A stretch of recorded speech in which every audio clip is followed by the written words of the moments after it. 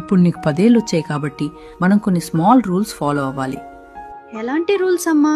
మొదటిది, నువ్వు ఏడవటం వల్ల అన్నీ సాల్వ్ కావు. ఏదైనా ప్రాబ్లం ఉంటే క్లియర్ది చెప్పాలి, ఏడ్చి సాధించకూడదు. That is called communication. రెండవది, నీ హోంవర్క్ నువ్వే చేసుకోవాలి, వేరే వాళ్ళ మీద డిపెండ్ అవ్వకూడదు. నీకేమైనా డౌట్స్ వస్తే హెల్ప్ అడగాలి. That is independence. మూడవది, బొమ్మలతో ఆడుకున్న తర్వాత వాటిని ఎక్కడ తీసావో అక్కడే పెట్టాలి. That is being organised. నాలుగవది, బ్యాడ్ వర్డ్స్ అస్సలు వాడకూడదు. That shows respect.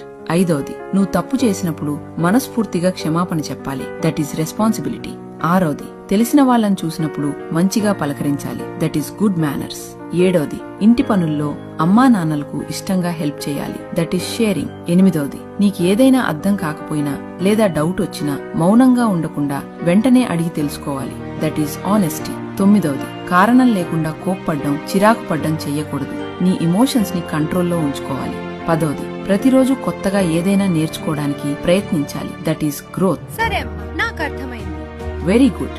ఇవాళ ఈ రూల్స్ స్ట్రిక్ట్ గా అనిపించొచ్చు, కానీ రేపు మీ పిల్లల భవిష్యత్తుకు ఇవి చాలా అవసరం. బాల్యంలో నేర్పే క్రమశిక్షణే జీవితంలో బలంగా మారుతుంది. ఈ చిన్న పాఠాలు గొప్ప జీవితాలను తీర్చిదిద్దగలవు. ఈ మెసేజ్ ని పిల్లలను పెంచుతున్న తల్లిదండ్రులకు షేర్ చేయండి. నెక్స్ట్ ఏ టాపిక్ మీద వీడియో కావాలో కామెంట్ చేయండి.